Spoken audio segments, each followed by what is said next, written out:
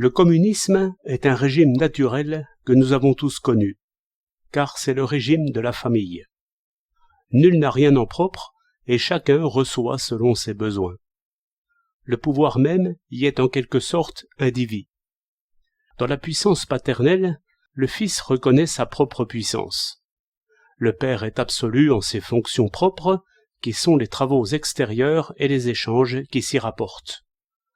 La mère est absolue en ses fonctions propres, qui sont les travaux domestiques et tous les genres de commerce auxquels ces travaux donnent lieu. Les attributions se trouvent partagées, et sans aucune loi écrite ni aucune constitution jurée. Le père parle au fils. « Tu as entendu ce que dit ta mère ?» La mère, en d'autres cas, « N'oublie pas ce que ton père t'a ordonné. » L'intercession de la mère est une grande chose qui a passé, à bon droit, dans la mythologie populaire. Enfin, tout va, et sans aucune charte. La tyrannie, l'usurpation, la révolte sont des exceptions, et contre nature. Mais pourquoi ? C'est que les sentiments y sont soutenus par la communauté biologique. Il n'y a pas ici de droit, et même la revendication de droit y est injurieuse. Par exemple, entre frères, et la famille déjà dissoute, les partages selon le droit sont irritants. C'est qu'on regrette l'heureux temps où le sentiment réglait tout. Aristote dit que le sentiment est ami du don et ennemi de l'échange. D'où l'éternelle idée de transporter dans la société politique ces beaux liens de pouvoir éclairés, d'affectueuse obéissance et d'égard mutuel. Mais les métaphores ne changent point les choses. On dit que les hommes sont tous frères, mais cela n'est point.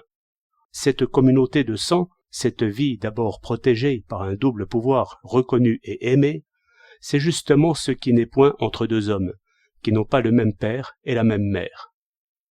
On peut imiter le sentiment fraternel, et cet effort est beau, soit dans l'amitié, soit dans le voisinage, soit dans l'exercice de la charité universelle. Mais il manque la matière première, que la nature seule peut fournir, et que rien ne peut remplacer. Au reste, il est déjà rare que deux frères, véritablement frères, s'aiment assez pour ce beau genre de partage qui est un don total et réciproque. Un bon roi est le père de ses sujets. Belle métaphore aussi. Mais cela n'est pas.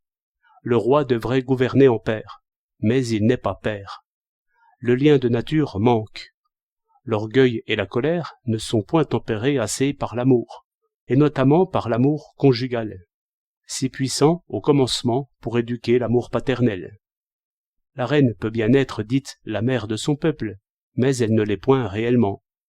Cet amour hautement mystique qui résulte d'une vie d'abord commune absolument, quand le petit n'est qu'une partie de l'organisme maternel, ne peut évidemment être imité par raison. L'esprit ne peut pas tant. Ainsi, l'intercession de la reine ne s'exercera point comme celle de la mère. Les sujets voudront une charte et des garanties. Ils n'auront pas tort. Et, d'un autre côté, le roi ne peut compter que ses sujets l'aimeront comme un père. Les sentiments naturels ne se transportent point. Les liens de chair et de sang sont animaux, soit, mais toujours est-il qu'ils sont de chair et de sang. Comte remarque que les sentiments les plus purs sont aussi les moins énergiques. Ainsi, avec une fraternité sans les racines, ou une paternité sans les racines, nous travaillons vainement à former une famille métaphorique, qui comprendrait des hommes que nous ne verrons jamais ou qui ne sont pas encore nés. Au contraire, la sagesse est de respecter alors toutes les précautions du droit, qui soutiennent un sentiment éminent, mais proprement anémique. La justice n'est point l'amour, elle est ce qui soutient l'amour quand l'amour est faible, ce qui remplace l'amour quand l'amour manque.